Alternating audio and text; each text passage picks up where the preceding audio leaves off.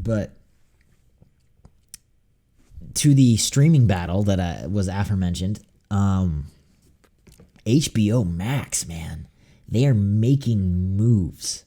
So I think, what was it, a week ago? They made an announcement that all of their huge movies that we've been talking about on this podcast, the world has been talking about. We're talking Dune, Wonder Woman. Help me out here. I had like way more. Suicide Squad. Black Messiah, Suicide Squad, yeah. All of these like huge giant movies, Matrix 4, all of these movies, they're going to be releasing in theaters and on HBO Max at the same time, and in giant fuck you bold Disney letters for no additional price to subscribers. That's crazy. That's huge. Yeah. I don't think we've ever seen a big studio do this. Ever. Not that I recall. Which is like crazy. This is industry changing. Like this is some of the change that I didn't even predict that COVID was going to do. Like we've seen Netflix do this, but Netflix never really had any serious theater releases, so it was more of an exception to the rule of a streaming service release. Whereas it's Warner Brothers. They're working hand in hand with HBO Max, and they're releasing these things at the same time. That's crazy, dude. I don't know. I feel like that's going to change streaming forever. Like this is, like, I know this sounds dramatic, but I really do think this is the kind of stuff where it's like, this is going to change movies forever. And I don't know if it's going to be good or bad, but these are the kind of moves where it's like, this company is huge. Next to Disney, they're probably one of the biggest, if not the second biggest movie company in the world. And they're doing this. You're like, what's next? Who knows, man? This has been an insane move on their part. And I think, honestly, for the next year, it's going to be beautiful and pleasant. We're going to get all these gifts, and it's going to be awesome. But then going forward, it's going to be a super complicated, not mess per se, but it's going to be a super complicated situation that they're going to have to try and justify as far as going forward. What do you mean by that?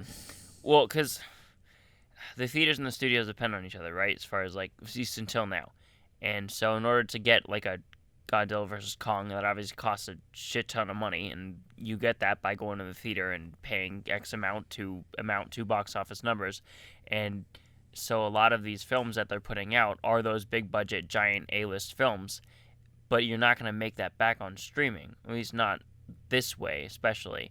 And so after this year happens and all these movies come out, where are they going to get the money to finance the bigger projects, at least for a while? I mean, what worries me more is the theater, and I know we talk about this a lot, but it's the theater experience. Like, yeah, I was talking to somebody, another filmmaker, about this, and they made a really good analogy that I think helps people understand. Like, if you've ever seen a live performance or acted in a live performance, either play, concert, anything like that, everyone who does that will tell you there's this unique experience, whether being in the crowd and watching it or being on stage and feeling that crowd watching you, something that can't be created in anything else.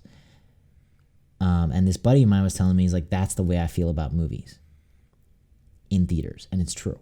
I'm the exact same way. There is a feeling, there is a connection, there is a experience that you can't attain anywhere else, in any home theater, in anything. It's like, no, it doesn't matter. I don't care how comfortable I am. I don't care how big the screen is. I don't care how big the speaker is. The fact is I'm here in a room with 100 other people. I don't freaking know them. They don't know me, but we're watching this movie. We're watching it together. And when something bad happens, you feel everybody go, oh no. And when something good happens, you feel everybody go, hell yes. And that's why theaters are awesome. And it's awesome. And if you make a movie or if you watch movies, it's so cool to see your movie do that for people, to feel what this director wanted you to feel. Even if you don't know these people, even if they're annoying, even if some guy's munching on popcorn and it's loud next to you, I'd rather have that than no one next to me at all.